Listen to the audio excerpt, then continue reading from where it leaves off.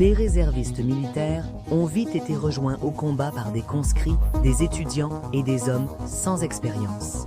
Nombreux sont morts au combat, d'autres ont déserté. Et pour Poutine, la Russie doit se battre jusqu'à la victoire. Et pour lui, les sacrifices de ses soldats ne sont qu'une nécessité absolue.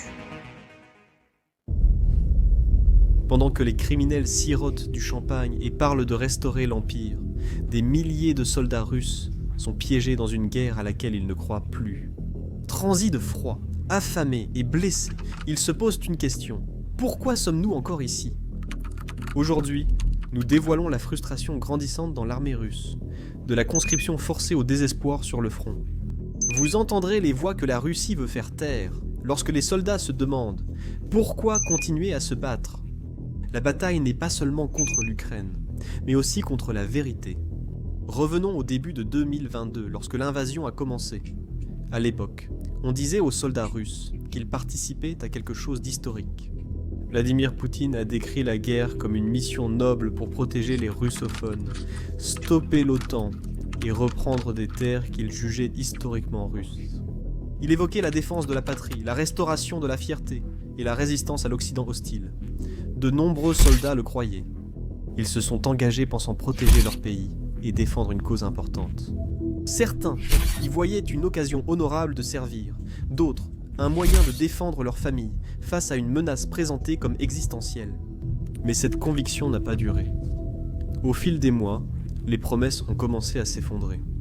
Les soldats sont arrivés en Ukraine en s'attendant à être accueillis comme des libérateurs pour finalement faire face à une résistance farouche de la part des habitants qui les considéraient comme des envahisseurs. L'opération militaire spéciale est devenue une guerre brutale et épuisante. Au lieu de victoires rapides, ils ont subi embuscades, frappes de drones et bombardements continus. La mission qui semblait autrefois juste commençait à ressembler à un mensonge. En 2023, les fissures apparaissaient. Poutine prononçait des discours patriotiques, affirmant que l'Ukraine appartenait au destin russe et que la victoire était proche. Il citait de petits gains à Donetsk comme preuve de progrès, appelant les Russes à rester unis et fiers. Pour les hommes sur le terrain, ces gains semblèrent sans sens. Ils se battaient pour des villages changeant souvent de main, perdant des amis pour des terres ne valant pas le sang versé. En 2025, le fossé entre les propos de Poutine et la réalité sur le terrain est désormais évident. Plus d'1 million de soldats russes ont été tués ou blessés depuis le début de la guerre, dont environ 250 000 morts confirmés. Ce n'est pas qu'un chiffre, c'est une génération de fils, de frères et de pères perdus. Partout en Russie, des familles endeuillées s'interrogent sur le sens de ces sacrifices, l'illusion d'un but ayant disparu. Ce qui avait commencé comme une mission enveloppée de fierté nationale est devenu une lente hémorragie de morale et de main-d'œuvre. Les discours de Poutine paraissent désormais détachés et recyclés, sans réelle réponse. Son insistance à dire que la Russie gagne paraît une mauvaise blague pour ceux dont les unités ont disparu dans des défenses ratées. La guerre, jadis vue comme décisive pour la Russie, paraît désormais incontrôlable et catastrophique. Les soldats le savent. Ils ont vécu le prix à payer. Ils ont vu l'écart entre la vision du Kremlin et la réalité boueuse des lignes de front. Débutés dans la foi, tout s'est achevé dans l'amertume. Désormais, ils ne cherchent plus comment gagner. C'est pourquoi ils ont été envoyés. Les troupes russes sont épuisées et lassées de mener une guerre qu'elles jugent inutile. Un sondage sécurisé partagé plus tôt cette année a révélé que la plupart des soldats ne croient plus qu'une victoire soit possible. Ils veulent simplement que cela se termine. Ils risquent leur vie en apprenant que l'élite de Moscou vit confortablement, loin de la guerre. Ce contraste fait mal. Ils se sentent comme des pions dans un jeu qu'ils n'ont jamais accepté. Un jeu où les règles changent sans cesse et où les objectifs s'éloignent constamment. Cette amertume grandit lorsqu'ils constatent qui mène vraiment le combat. La majorité des hommes en première ligne viennent du Daghestan, de la Bouriatie et de villages sibériens, pas de Moscou ni de Saint-Pétersbourg. Ces régions plus pauvres portent le poids de la guerre, subissant les pertes les plus élevées, tandis que les zones plus riches restent en grande partie épargnées. On se sent facilement utilisé quand ceux loin du pouvoir paient le prix fort de ces décisions. Cette division touche aussi la conduite de la guerre, pas seulement la géographie. Les soldats évoquent des commandants distants et déconnectés, les envoyant au combat sans assez de munitions, d'équipements ni de renforts. Business Insider a estimé les pertes quotidiennes à plus d'1 millier lors des combats intenses. Ce genre d'effusion de sang épuise non seulement les unités, mais aussi le moral. Les soldats commencent à tout remettre en question. On leur dit qu'ils se battent pour l'avenir de la Russie, mais tout ce qu'ils voient, c'est la destruction. Les promesses de progrès ne reflètent pas la réalité qu'ils vivent, rendant chaque ordre plus difficile à appliquer. Les jeunes conscrits le ressentent encore plus. Ils s'opposent aux officiers plus âgés, qui utilisent encore des tactiques soviétiques dépassées, envoyant vague après vague d'hommes à découvert. Au lieu de s'adapter à des stratégies plus intelligentes, ces jeunes soldats savent qu'il existe de meilleures façons de se battre, mais leurs idées sont ignorées. Cela les laisse impuissants, coincés sous un commandement qui ne semble ni valoriser leur vie, ni écouter leur voix. Cette frustration s'accentue quand on voit leurs conditions de vie. De nombreux soldats manquent de bottes ou de gilets pare-balles. La nourriture est souvent avariée ou en quantité insuffisante, et l'aide médicale met du temps à arriver. Certaines blessures qui pourraient être soignées finissent par tuer des hommes. Parce que l'aide arrive trop tard, la corruption dans la chaîne d'approvisionnement est omniprésente. Les fournitures pour le front sont volées ou revendues, laissant les troupes sans matériel ou avec du matériel défectueux. Ce n'est pas seulement inconfortable, c'est dangereux. Plus il reste, plus la situation empire. Les déploiements s'étendent sur des mois, parfois une année entière, sans aucune pause. La pression constante use les hommes. Ils s'épuisent, deviennent négligents et font plus d'erreurs. Les pertes s'accumulent. Selon NBC, en août 2025, la Russie comptait environ 1 million de pertes, dont un quart de million de morts. Ce ne sont pas que des chiffres, ce sont des amis perdus à cause des drones, des obus et des pièges. C'est un vrai chaos sur les lignes de front, et les soldats russes se retrouvent en plein milieu de tout ça. Ce manque de soutien transforme la frustration en colère, donnant aux soldats l'impression de se battre autant contre leur propre système que contre l'ennemi. Et ce sentiment d'abandon n'est pas qu'une impression, c'est une réalité qu'ils vivent au quotidien. Même morts, on leur ôte la dignité. Des rapports évoquent des crématoriums mobiles qui suivent les troupes pour brûler discrètement les corps et limiter le nombre officiel de morts. Les soldats estiment que cela réduit leurs camarades morts à de simples statistiques cachées par l'État, ce qui aide pour beaucoup l'insulte suprême. Leur vie est sacrifiée à peu de frais, et même dans la mort, on leur refuse le respect. La douleur physique de la guerre est brutale, mais le fardeau mental l'est encore plus. Les bombardements secouent le sol en continu. Le bruit des explosions ne s'arrête jamais, rendant le sommeil presque impossible. Les soldats vivent entourés de cadavres dans les tranchées, avec des cris qui ne quittent jamais leur esprit. À la mi-2025, le syndrome de stress post-traumatique était partout. Cauchemars, crises de panique et flashbacks survenaient sans prévenir. La peur d'une nouvelle attaque les maintient en alerte, sans possibilité de détente ou de sécurité. Désormais, une autre forme de peur apparaît. Les soldats nomment cela la dronophobie. Les drones ukrainiens bourdonnent au-dessus de leur tête, surveillant sans relâche les positions, larguant des explosifs ou guidant une artillerie meurtrière. Impossible de leur échapper. Selon les rapports du front, les drones causent désormais la majorité des morts. Des escouades entières sont anéanties avant même d'apercevoir l'ennemi. Les hommes se figent au moindre bruit, scrutant sans cesse le ciel. Ils ne peuvent ni dormir ni manger sans peur. Chaque patrouille, chaque ravitaillement ressemble à un pari. Ils affrontent non seulement l'ennemi, mais aussi une force invisible qui les surveille sans cesse. Aucun vrai soutien, ni conseiller ni médecin spécialisé, seulement des conseils vides pour tenir le coup. Mais ça ne marche pas quand tu vois tes amis mourir chaque jour. L'impuissance grandit face à l'écart technologique. Les Ukrainiens emploient d'artillerie occidentale, roquettes de précision et brouilleurs de communication russes. Les soldats russes affirment que leurs radios tombent en panne à des moments cruciaux, les privant d'ordres et d'alertes. Ils voient les drones et missiles occidentaux frapper précisément, alors que leurs armes ratent leur cible. Chaque combat paraît injuste, comme un jeu perdu d'avance, laissant les soldats piégés.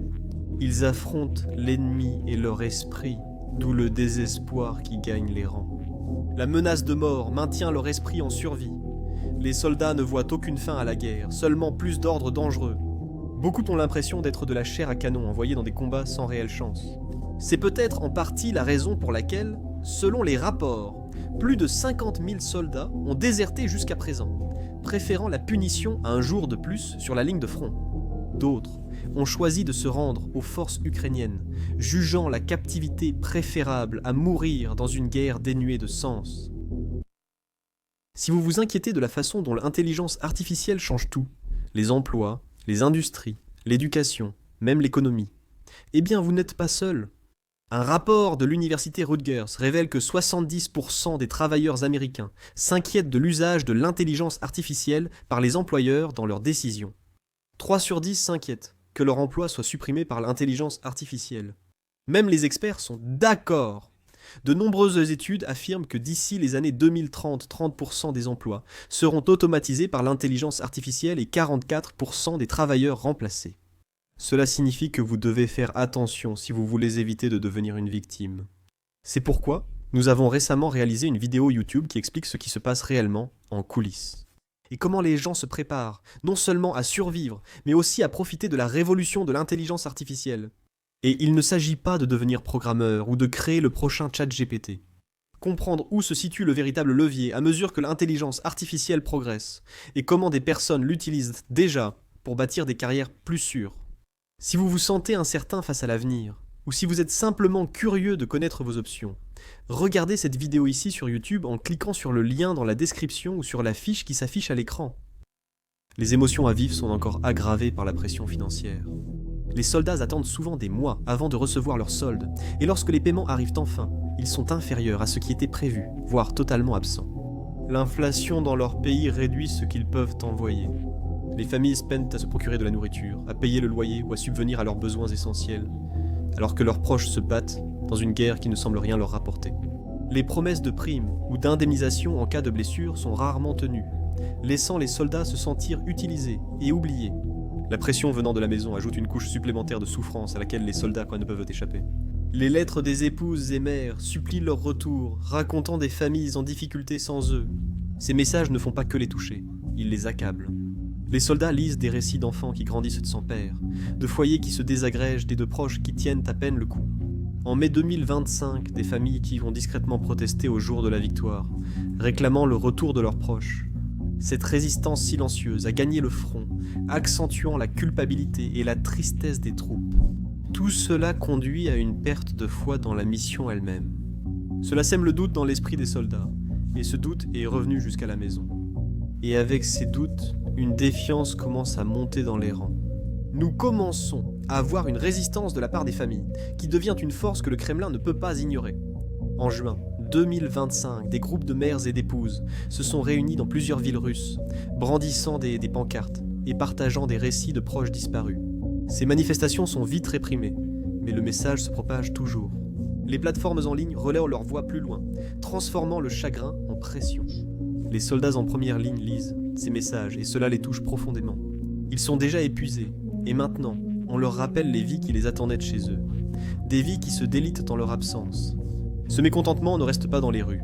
Il atteint les tranchées, où la résistance prend forme à travers des actes silencieux et des défis ouverts.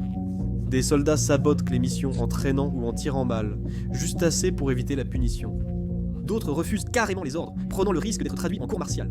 Des vidéos montrent des soldats dénonçant la corruption, des officiers stockant la nourriture, vendant du matériel ou ignorant les demandes de ravitaillement.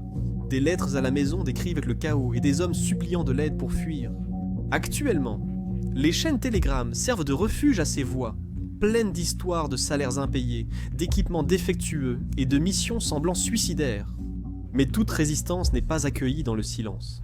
Certains soldats subissent de violentes représailles de la part de leur propre camp. Des images récentes montrent des hommes accusés de désertion, attachés et exposés aux drones ukrainiens, une punition appelée « sacrifice Baba Yaga ». Ces actes s'inscrivent dans une stratégie d'intimidation pour contraindre les autres à rester. Des enquêtes cette année montrent que l'armée qualifie souvent les soldats disparus de déserteurs pour masquer les pertes réelles. Les familles ne peuvent pas faire leur deuil, et les soldats voient leur vie facilement effacée ou réécrite. Ce message montre que la loyauté n'assure pas la dignité. Pour renforcer la discipline, le Kremlin a repris des méthodes soviétiques. Des unités de barrage sont désormais postées derrière la première ligne pour empêcher les retraites, parfois par la force. Ces menaces internes donnent aux soldats l'impression de combattre deux ennemis, celui qui est devant eux et celui qui est derrière. La confiance s'effondre et l'armée commence à se fracturer de l'intérieur. Comme vous pouvez l'imaginer, les conséquences de cela se manifestent désormais sur le champ de bataille. Des soldats fatigués et démotivés hésitent lors des attaques, battent en retraite trop tôt ou n'arrivent pas à tenir leur position. Dans des endroits comme Donetsk, les avancées russes ont ralenti, malgré des investissements importants. Les brèches se multiplient et les commandants exigent des résultats que des troupes épuisées ne peuvent offrir. Cette pression accentue la frustration et crée un cycle difficile à briser. Avec des troupes régulières épuisées, un moral en chute libre et des pertes qui explosent, le Kremlin s'est désormais tourné vers des combattants étrangers, des mercenaires et des prisonniers pour empêcher les lignes de front de s'effondrer. C'est une mesure désespérée et cela ne passe pas inaperçu. À l'intérieur de la Russie, beaucoup y voient Tokar une honte nationale. L'ancien pays superpuissance dépend maintenant d'étrangers pour mener une guerre qu'il avait promis rapide et décisive. L'accord avec la Corée du Nord en est un exemple frappant. Plus tôt cette année, la Russie a fait venir plus de 10 000 soldats nord-coréens pour aider à repousser les avancées ukrainiennes dans des endroits comme Koursk. Ces soldats, mal entraînés et mal équipés, ont été envoyés sur un terrain inconnu. En quelques semaines, des milliers sont morts. Des rapports de la ligne de front signalent leur utilisation lors d'assauts de masse, envoyés dans des zones fortifiées et abattus avant de voir l'ennemi. C'est une tactique brutale que les troupes russes ont déjà vue auparavant et qu'elles voient maintenant se répéter avec des étrangers. La Corée du Nord va envoyer 30 000 soldats de plus pour répondre aux besoins de Poutine, ce que beaucoup jugent honteux. Poutine affirmait que l'Ukraine serait écrasée rapidement. Aujourd'hui, il dépend de soldats de Pyongyang pour tenir la ligne. Mais il n'y a pas que les Nord-Coréens. Des combattants de plus de 100 pays dont d'Afrique, d'Asie centrale et du Moyen-Orient ont été recrutés. On leur promet argent, citoyenneté ou sécurité, mais ils reçoivent le chaos. Les forces ukrainiennes ont capturé des centaines de ces mercenaires, et la Russie refuse de les inclure dans les échanges de prisonniers. Pour Moscou, elles sont remplaçables. Ce message n'échappe pas aux soldats russes qui combattent avec des hommes en qui ils n'ont plus confiance, dans une guerre à laquelle ils ne croient plus. L'emploi de prisonniers montre la détérioration de la situation. Les condamnés obtiennent souvent la liberté après 6 mois de survie sur le terrain. Ces hommes sont envoyés dans les combats les plus sanglants, souvent sans équipement ni formation. Ils sont utilisés comme troupes de choc, jetés sous le feu ennemi pour tester les défenses. Les soldats réguliers voient dans cela et ressentent du dégoût. Ils se sont engagés pour servir leur pays, pas pour combattre avec des criminels libérés. C'est un nouveau coup au moral, expliquant pourquoi l'armée se sent brisée. Et il y a aussi le groupe Wagner. Autrefois force d'élite russe, les mercenaires de Wagner étaient gras et respectés. Mais cela a changé, après leur mutinerie ratée de 2023. Sous la direction d'Yevgeny Prigojine, les Wagner ont marché sur Moscou, accusant les généraux de corruption et d'incompétence. Un instant, cela a paru un tournant, mais la rébellion a été réprimée, et Prigojine tué dans un crash d'avion. 2 mois plus tard, sa mort a clairement montré. Défier le Kremlin, c'est risquer sa vie. Depuis lors, Wagner a été démantelé. Beaucoup de ses combattants ont été intégrés à l'armée régulière ou réaffectés à de nouvelles unités sous un contrôle plus strict. Mais la loyauté a disparu. Les mercenaires de Wagner, qui combattaient autrefois avec fierté, se sentent désormais trahis. Ils parlent d'avoir été utilisés, jetés et réduits au silence. Certains ont refusé de nouveaux contrats. D'autres ont publié des vidéos et messages révélant le chaos interne. La peur est profonde, non seulement parmi les vétérans de Wagner, mais aussi parmi les généraux de haut rang qui ont vu ce qui est arrivé à Prigojine et qui craignent maintenant d'être les prochains. La peur grandit. Les commandants de Poutine deviennent plus prudents et paranoïaques. La confiance entre les unités diminue. Le fossé entre le Kremlin et la réalité du terrain s'élargit. Chaque jour, les soldats voient que les fissures, ils entendent les rumeurs et ils savent que la loyauté ne garantit plus la sécurité. Résultat, une force fracturée, des troupes russes fatiguées, désorientées et en colère. Ils voient des combattants étrangers mourir en masse, des prisonniers envoyés en mission désespérée et des mercenaires trahir leur chef. Ils voient des généraux déchus, des alliances changées et des promesses rompues. La guerre ressemble moins à une mission qu'à un chaos maintenu uniquement par la peur et la propagande. Poutine parle peut-être encore d'unité et de victoire, mais la réalité sur le terrain raconte une toute autre histoire. La dépendance étrangère, la chute de Wagner et la défiance entre commandants révèlent un système en survie. Les soldats russes sont lassés de la guerre, entourés de signes que leurs dirigeants ignorent comment l'arrêter. La puissante armée qui était censée écraser l'Ukraine colmate maintenant les brèches avec des étrangers et des promesses non tenues. Pour les hommes restés dans les tranchées, ce n'est pas seulement décevant, c'est aussi un avertissement que le pire pourrait arriver. Pendant ce temps, la Russie tente de tenir ses lignes avec des combattants étrangers et des troupes épuisées, tandis que l'Ukraine avance avec énergie. Les forces ukrainiennes profitent vite de la fatigue de la Russie et lancent de nouvelles offensives dans des zones clés. Leurs soldats sont motivés, concentrés et se battent avec détermination. Ils savent exactement ce qu'ils défendent. Ce sont leurs foyers, leurs familles et leur liberté. Ce genre de passion ne peut pas être simulé. C'est la différence entre survivre et gagner. Les troupes ukrainiennes regagnent, centimètre par centimètre, le terrain perdu il y a des mois, avec une détermination rare. Ils ne tiennent pas seulement la ligne, ils la repoussent, et ce contraste s'accentue chaque jour. Les soldats russes doutent de leur présence, tandis que les Ukrainiens tiennent bon et refusent presque de reculer. Soutenus par leur peuple et encouragés par des familles croyant en cette cause, cette unité leur apporte de la force. Pendant ce temps, les forces russes sont fracturées. Fatigués et désorientés, ils sont entourés de mercenaires et prisonniers indifférents à la mission. Un système défaillant tente de lutter contre un système uni, et cela se remarque désormais. Mais malgré toute cette pression, Poutine refuse de reculer. Il ne veut pas appeler à une trêve, il ne veut pas accepter la paix. Lors du récent sommet en Alaska avec Donald Trump, il a rejeté toutes les propositions qui auraient pu mettre fin à la guerre. Plutôt que de faire des compromis, il a demandé plus de terre et de contrôle. Il a ignoré la souffrance de ses soldats et a fait comme si la guerre suivait toujours le plan. Son refus d'accepter la réalité s'est transformé en quelque chose de plus sombre, un homme accro à la guerre, poursuivant la victoire quel qu'en soit le prix. Et il n'y a pas que les soldats qui en ont assez. Chez eux, le peuple russe devient de plus en plus agité.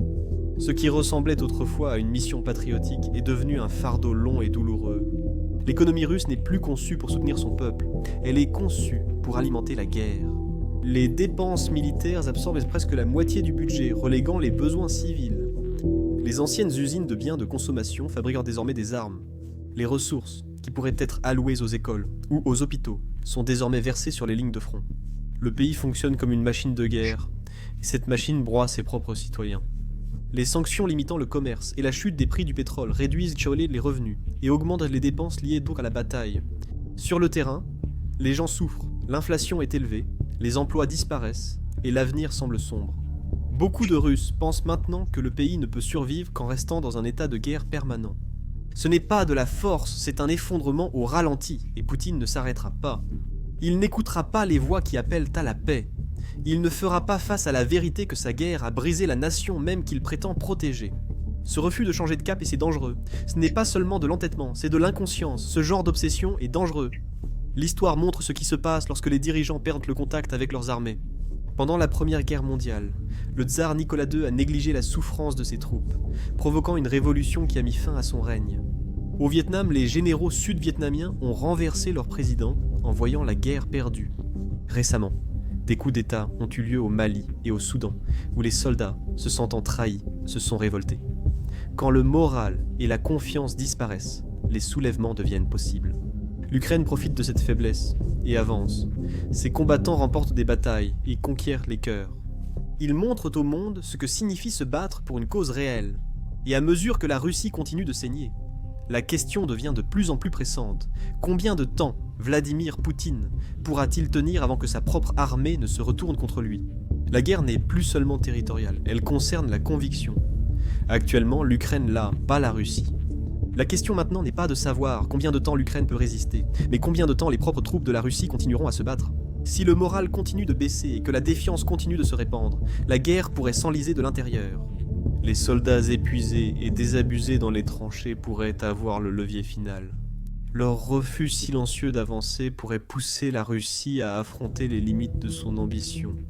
Ce ne sera pas une défaite militaire, mais un effondrement interne. L'issue ne dépendra pas seulement des discours ou stratégies. Tout dépendra de la volonté des hommes armés dans les champs boueux, une volonté qui s'estompe vite.